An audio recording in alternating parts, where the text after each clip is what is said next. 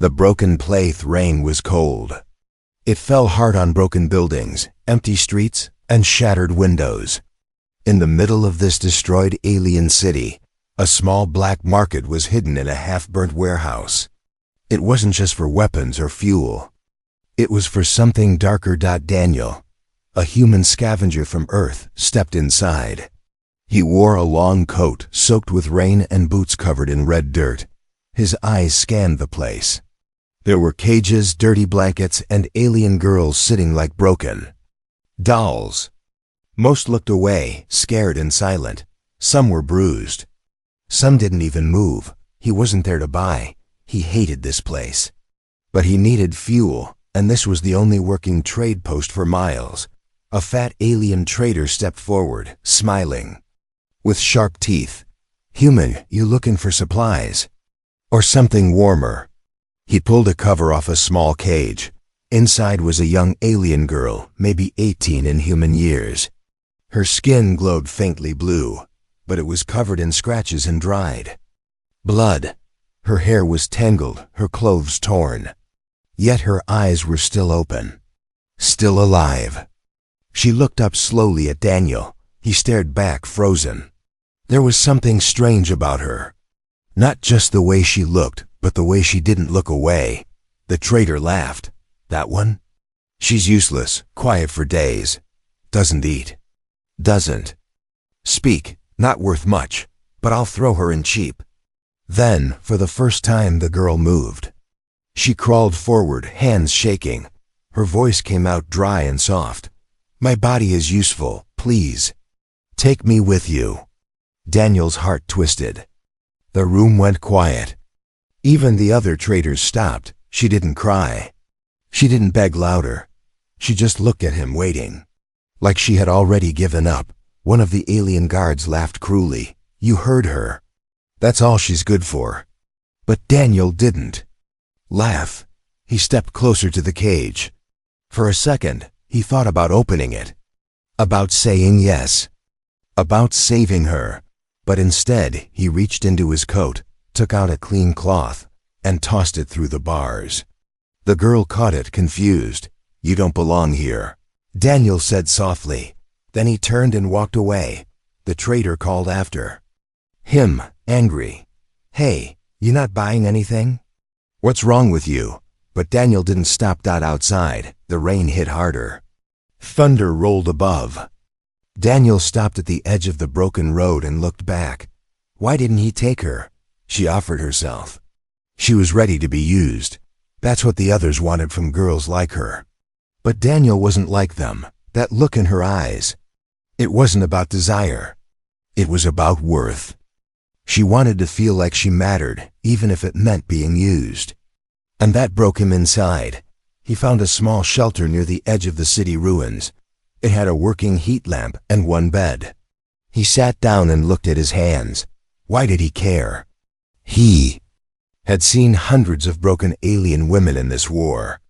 Slaves, prisoners, refugees. This one was no different, but still. Her voice echoed in his head. My body is useful. He didn't sleep much that night. In the dark, memories of war haunted him. Screams, fire, loss. He had saved people before, friends, strangers, but he had also failed to save many. Too many. And this time, he walked away. In the early morning, the rain slowed. Mist floated through the ruins like ghosts. Daniel stood up, grabbed his pack, and stepped outside. His heart was heavy. He knew what he had to do. He went back. When he reached the warehouse, it was quiet. Too quiet. Inside, most of the cages were empty. Blood-marked. The floor. The trader was gone. So were the guards. A fight had broken out. Someone had attacked during the night. Daniel ran to where the girl's cage had been.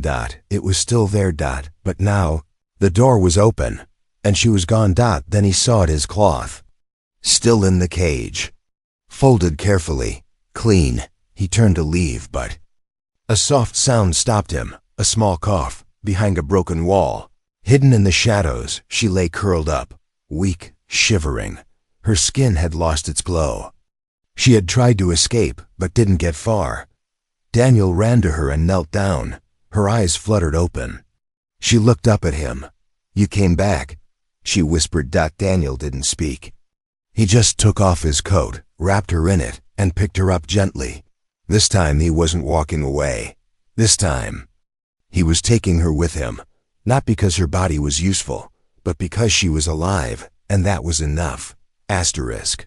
Daniel carried the alien girl in his arms through the ruined streets. Her body was cold and light, like a feather wrapped in silence. He could feel her bones through his coat. She didn't speak much, just leaned against him, eyes half closed. But there was something in her weak breath, a tiny will to live. He reached his small shelter just as the sun started to rise. The world was painted in pale red and gray. He laid her gently on the bed, pulled the blanket over her, and lit the heat lamp. Steam rose from her wet hair as warmth touched her skin. For a moment, she flinched like she wasn't used to comfort. Daniel sat beside her, quiet. "What's your name?" he asked softly. She hesitated. Then, in a broken voice, she whispered, "Lura." "That's a beautiful name," Daniel said. She blinked slowly, watching him with tired eyes. "You didn't take me for pleasure." "Why?" He looked away, unsure how to answer. "Because you're not a thing," he said after a pause. "You're a person." Lura looked confused, as if she didn't understand those words. She had lived too long being treated like an object, like a tool. His words were new to her, unbelievable even. That night, she slept for the first time in what felt like years. Deep, peaceful sleep. Daniel stayed awake, guarding the door, checking the scanner, listening for footsteps. He knew someone would come looking. That black market didn't leave things unfinished. In the morning, he made soup from powdered rations and clean water. Lura sat up slowly, hands shaking, but managed to drink from the cup he offered. Some color returned to her cheeks. "Not much, but enough. Why did you come back?" she asked. Daniel leaned back and thought for a moment. "I don't know," he said honestly, "but I couldn't leave you there." She looked down at her hands. "I'm not worth saving," he frowned. "That's not true." Lura didn't argue, but she didn't believe him either. Later that day, she tried to stand. Her legs were too weak. She fell. Daniel rushed to help her, but she pushed his hand away. "I can do it," she said. So he stood back and watched her struggle. She finally stood up on shaking legs, holding onto the wall. Sweat covered her brow, but she was standing. It was a small victory, but hers. Each day, she grew a little stronger. Daniel gave her clean clothes. He let her choose them. He taught her how to read the labels, how to heat her own food, how to wash. She moved slowly, always quiet, always watching. Her mind was sharp beneath the silence. She remembered details, maps, languages. One night, while Daniel was checking his scanner, Lura sat across from him near the heat lamp. She stared at the firelight, her voice calm. "I wasn't born like other girls," she said. "I was made, engineered, grown in a lab. They said my body had value, that's all they wanted." Daniel listened, silent. "I was trained in languages, codes, systems, and something else. Something I don't remember. Something locked deep inside me." Daniel turned to face her. "Do you think they'll come for you?" She nodded. "They don't give up." "I'm too important." He nodded too. "Then we need to leave this place soon." Lura looked at him carefully. "You still want to help me, even if I bring danger?" "I didn't help you because it was easy," Daniel said. "I helped you because it was right." That answer shook something inside her. She had spent her whole life being used, bought, sold, modified. But not once, not ever, had someone helped her without wanting something in return. The next morning, they packed up what they could. Daniel fixed a hover bike and loaded supplies. Lura wore a light jacket. her hair now clean and braided loosely behind her. She moved. With more strength now, more purpose. But just before they left, she turned back and stared at the city ruins one last time. That place, it took everything from me. Daniel placed a hand on her shoulder. Not everything. You're still. Here. She didn't speak, but a tear rolled down her cheek. One single tear. It wasn't for sadness. It was for release. As they rode away, the wind brushing past their faces, Laura leaned closer to Daniel. Thank you, she said softly, for not using me, for seeing me. He looked over his shoulder and smiled. You're welcome. But, as they disappeared into the horizon, neither of them noticed the small drone flying high above, tracking their movement. Someone was watching, and soon, someone would follow. The sky was clear now, no rain, no fire. Just a quiet blue spread over the dry lands ahead. Daniel and Laura traveled through the cracked desert on the old hover bike. The wind hit hard, and sand scratched their faces, but neither of them complained. They had escaped the ruined city. For now, but peace never lasts long in a world like theirs. Behind them, far in the distance, a shadow followed, quiet, smooth, almost invisible. A black scout drone, silent, watching. Daniel didn't see it, but Laura felt it. I feel something, she said, her voice low. Daniel slowed the bike. What kind of something? Like eyes. Not human, not alive, but watching. He checked. The scanner on his wrist, no signals. Still, he trusted her instincts. He had seen many alien species with strange senses, and Laura was not ordinary. She had something inside her that even she didn't fully understand. We'll change direction, Daniel said. They turned toward the east, where a stretch of old war bunkers lay, buried under the dust. Abandoned, forgotten, maybe still safe. They reached the ruins before sunset. Half-broken doors, rusted metal walls, collapsed ceilings.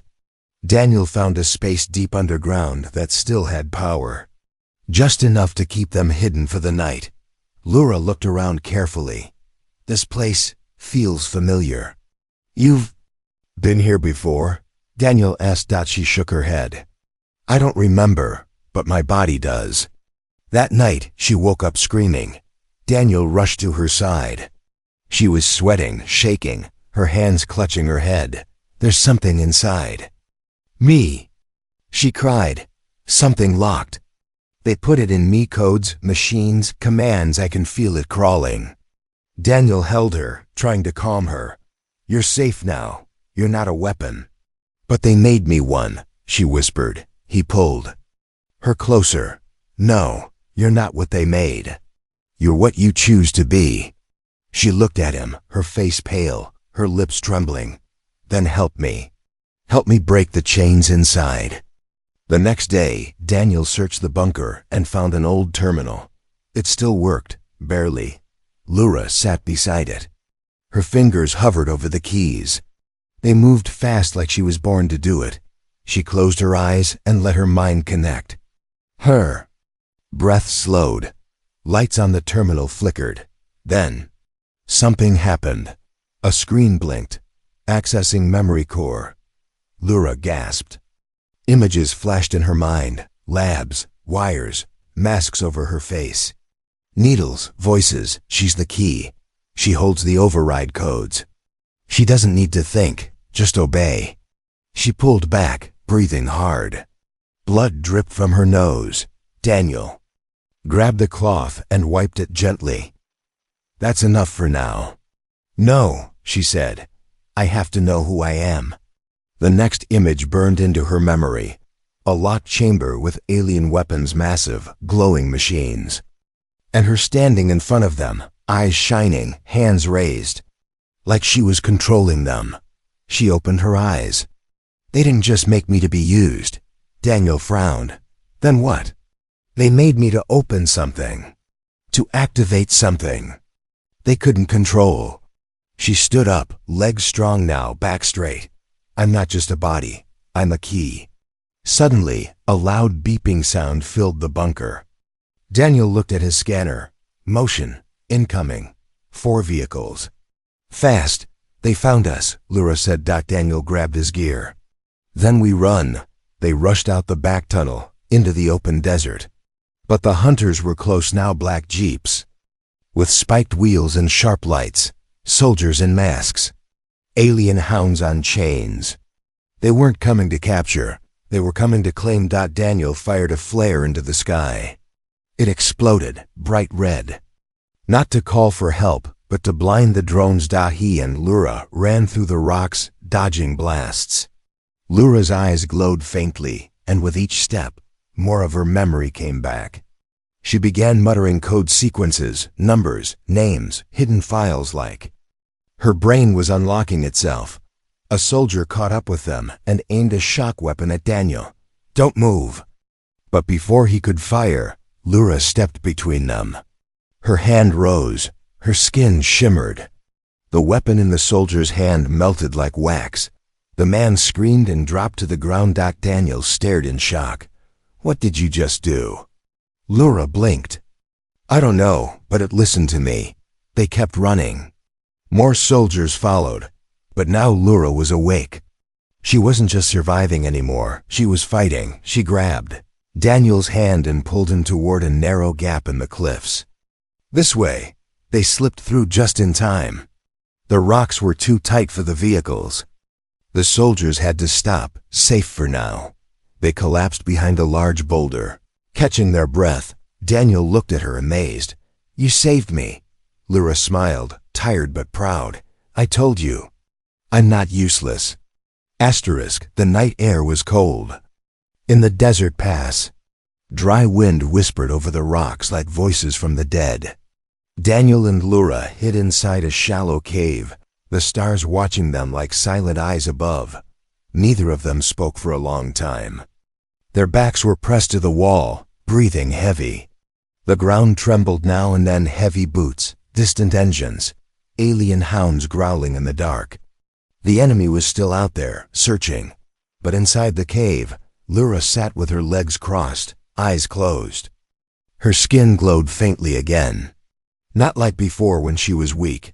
This glow was stronger, focused. Daniel studied her. She looked different, sharper, like something inside her had finally woken up. What are you doing? He asked quietly, listening.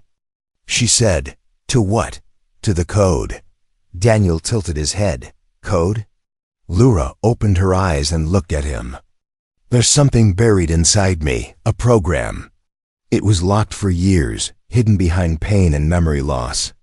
But now it's talking to me, showing me pieces. Pieces of what? She touched her temple. My purpose. Daniel frowned. I thought you wanted to escape that. I did. I do. But I need to know what they turned me into. I need to face it before it controls me again. Daniel sighed. Whatever they did to you, they don't own you anymore. Lura smiled faintly. I know, because you didn't use me. You treated me like a person. That's why I'm still myself. Outside, a sharp howl echoed through the rocks. The enemy was closer. Daniel grabbed his gear and stood up. We can't stay here. If they find this cave, we're finished. Lura nodded and followed him. But before they left, she placed a small metallic disc on the cave floor. What is that? He asked. A distraction, she whispered. As they slipped through a narrow exit at the back of the cave, a deep pulse vibrated the ground. The disc released a loud, high-pitched hum. A few seconds later, boom. The cave entrance exploded in a blast of light and dust. From a distance, it looked like they had died in the blast, but Daniel and Lura were already far down the slope. Hidden by the smoke, they traveled by foot now, through dry riverbeds and broken metal fields, old war zones where machines lay like corpses. Lura moved fast. Her body was stronger than before, but her mind carried weight-heavy memories returning, piece by piece. I saw something last night, she said, as they walked. In my dream, or maybe it was a memory. What did you see? A chamber, Big, dark, with walls made of light. And a weapon in the middle. It was alive. Daniel looked at her sharply. Alive? Lura nodded. I think I was made to unlock it. I wasn't just designed to open doors. I was designed to wake something that sleeps. Daniel slowed down. And if they catch you, they'll use you to wake it. Yes, she said. And once it wakes, it won't care who lives or dies. They reached an old human outpost buried in the hills. Half the walls were gone, but the underground storage rooms were intact. Daniel used a scanner to make sure the place was empty. They entered and sealed the door. As Lura rested, Daniel patched his wounds and checked his maps. But something felt off. Too quiet. Then the lights flickered. A voice came through a broken speaker. Not a human voice, cold, digital, familiar. Subject Lura detected. Activation sequence prepared. Standby. Lura's eyes widened. No. How? Did they? Daniel pulled out his weapon. They hacked into the system. Suddenly, a part of the wall opened and a floating black drone entered. It wasn't just a spy drone. It was a command drone. Armed. It pointed a thin beam at Lura. Voice match confirmed. Neural signal active. Begin extraction. Lura screamed and grabbed her head. The beam was pulling something from her mind. Daniel fired his gun. Once, twice. The shots bounced off the drone's shield. But Lura stood up. No more chains. She said, voice strong. Her eyes lit up white. A pulse shot out from her hands. The drone sparked, twisted, and then fell to the ground in pieces. Daniel stared at her. What was that? I fought the signal, she said, breathing hard. And I won. He ran to her side. Are you okay? She nodded, but she was sweating, her body trembling. They're getting stronger, closer. I can't keep running. Forever. Daniel helped her sit down. Then we make a plan. We can't just hide, she said. We need to end this. Daniel met her eyes. How? She looked away for a moment, then back at him. By going to the place they fear. The chamber I saw in my dreams. The weapon vault. You want to go toward the danger? No, she said. I want to control it before they do. Daniel nodded slowly. Then we go together. And as they prepared to leave, far above the clouds, an alien warship adjusted its course straight toward them. The hunt wasn't over. It was just beginning. The sun rose like fire over the dead land. Wind carried the dry smell of metal, and the sky turned gold above the silent hills. Daniel and Lura walked slowly, heading toward the old mountain range where no one dared to go. That was where her dream had taken her. That was where the chamber slept. Lura walked with a strange calmness now. Not like before. Not afraid. Not lost. She still didn't remember everything, but her body did. It guided her without words. Something inside her had awakened, and it was leading her back to the place where she was made. Daniel watched her closely. She was glowing again, but not like before. This glow pulsed from her veins, soft and steady, like it was alive. How do you feel? He asked. Like something is counting down inside me, she said. And I don't know what happens when it reaches 0. Daniel stopped.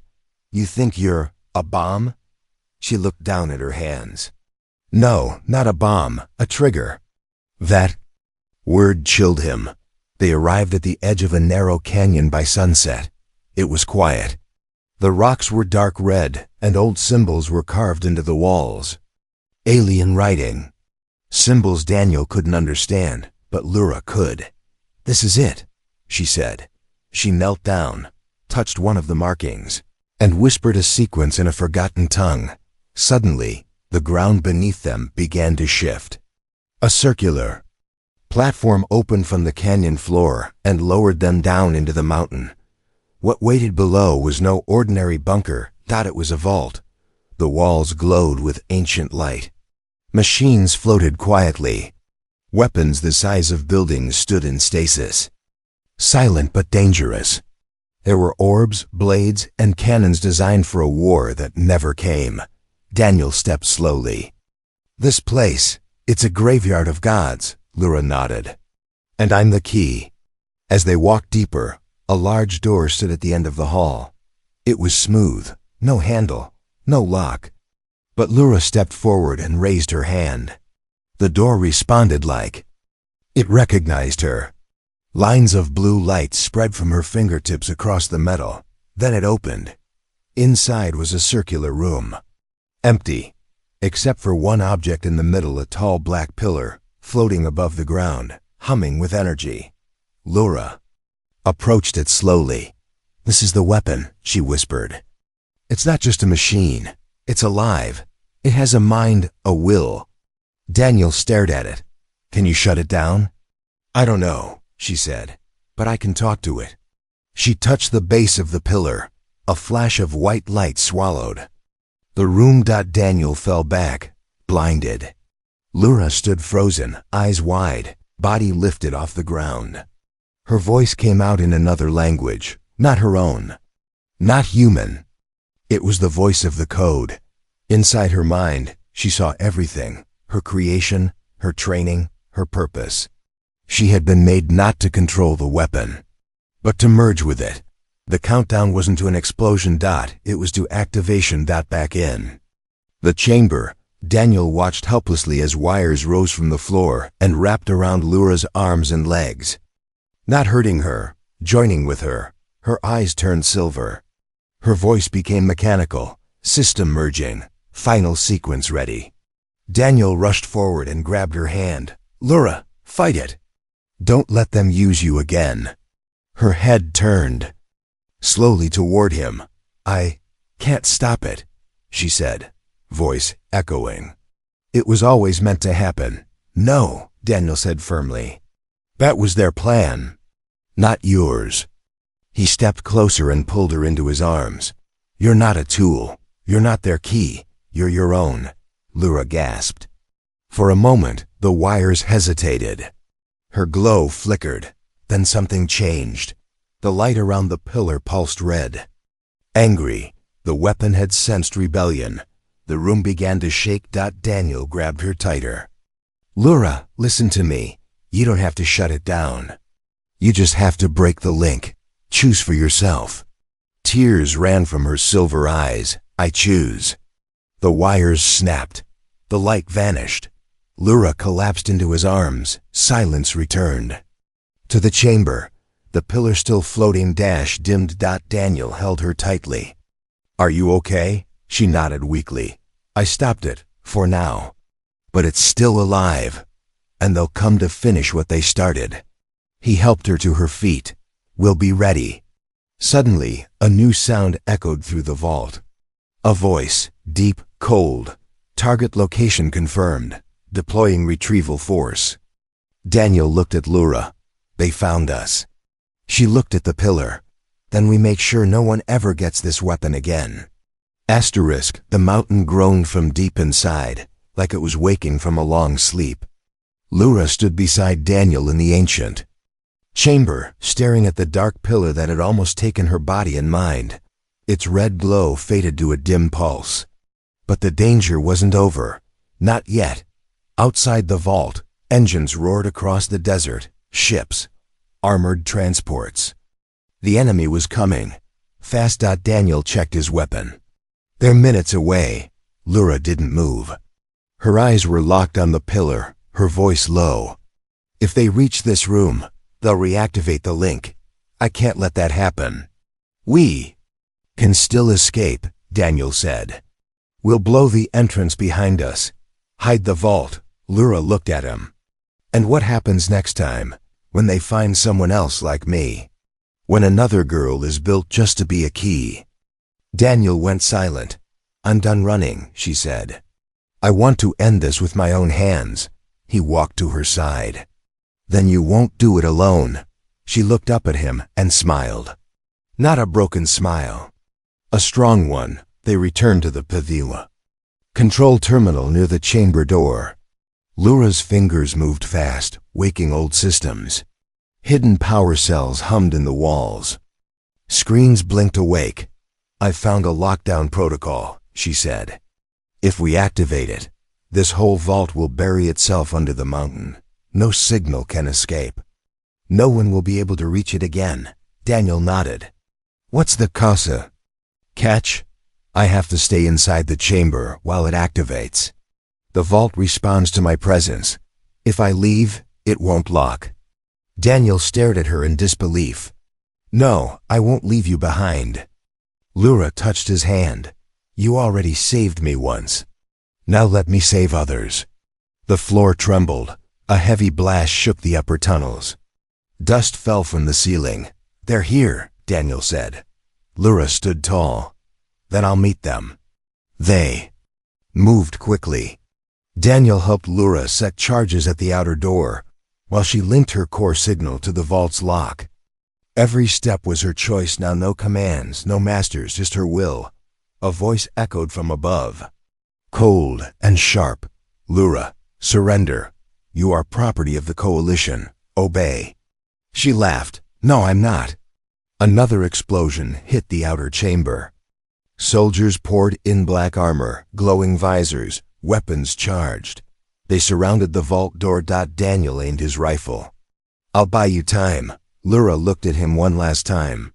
"Promise me something, anything. When this is over, don't remember me as the key. Remember me as someone who chose." Daniel's throat tightened. He nodded. "I will." She turned and walked into the chamber. The door sealing behind her. The vault lights turned red. Outside. Daniel opened fire. The soldiers charged, but the hallway was narrow. His shots found their marks. Explosives shook the ground. Smoke filled the air. Then one last tremor. Deep. Final. Inside the sealed chamber. Lura stood with her hand on the pillar. Her voice calm. "I'm not your slave. I'm not your tool. I'm Lura." She whispered the code. The floor dropped. Walls shifted, and the vault began to sink. Outside, the mountain cracked. A deep roar spread through the desert. Daniel dove behind a rock as the earth swallowed the vault entrance. Dust and debris flew like a storm. Then silence. The enemy ships hovered above the broken ground, confused. Their scanners found nothing. The vault was gone, and so was she. Daniel lay still for a long time, his weapon empty, his chest heavy. The quiet hurt more than the battle, but then his wrist scanner blinked. One message, a voice recording. "Daniel, I'm alive. I'm beneath the vault. There's another exit. I'll find you. Just wait." His eyes widened. "Lura?" The screen blinked again. "Thank you for never using me, for helping me choose." And then the signal went dark, but Daniel smiled. She was alive. And now she was free. The mountain stood silent, its peak broken, smoke curling into the sky. The vault below was gone, sealed beneath stone, metal, and ancient code. No one could find it again. No one could unlock what lay inside. And for days, Daniel waited. Set up camp near the cliffs, built a small shelter using scrap, and fixed the broken transmitter. He didn't know if Lura was still alive, but he believed. He had to, because she wasn't just a girl built in a lab. She had become something more. Someone real. Each night, he replayed her last message on his scanner. Her voice gave him hope. It reminded him why he never used her. Why he had walked away that first day, when she begged with broken words and offered herself like an object. Because even then, she was more than that. She just didn't know it yet. On the fifth morning, the wind changed. Soft footsteps echoed down the rocks behind him. He turned quickly, hand on his weapon. Then he froze. It was her. Lura. Dirty, tired, her clothes torn from crawling through the backup tunnels, but alive and smiling. Daniel stood there, stunned. "You made it." She walked closer, eyes shining. "You waited." He nodded, too choked up to speak. Then she stepped into his arms, and for the first time since they met, she held him not out of fear or need but choice. I found another exit deep in the earth, she said quietly. It took days. I was weak, but I kept moving. I wanted to see you again.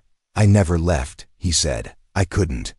They sat together under the rising sun, sharing food, water, and silence. Lura leaned against him, her head on his shoulder. No more running, she said. No more hiding. I want to build something now. Something real. Daniel looked at her gently. What do you mean? I've always been someone else's creation, she said.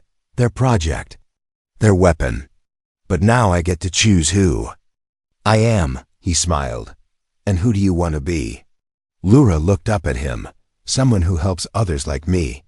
Girls who were used. Forgotten. Lost. If I could be saved, maybe they can be too. Daniel nodded. Then we do it together. They packed what little they had and traveled to a nearby human settlement, one that had helped refugees after the last war. At first, people stared at Lura, her glowing skin, her eyes, her strange calm, but she didn't hide. She spoke clearly. She helped fix power lines. She taught the children alien words. She sat with the broken and wounded, not as a weapon, but as a healer. Weeks passed. She built a name for herself, not as a key, not as property, but as Lura, the woman who once whispered, "My body is useful," now stood tall, saying, "My soul is mine."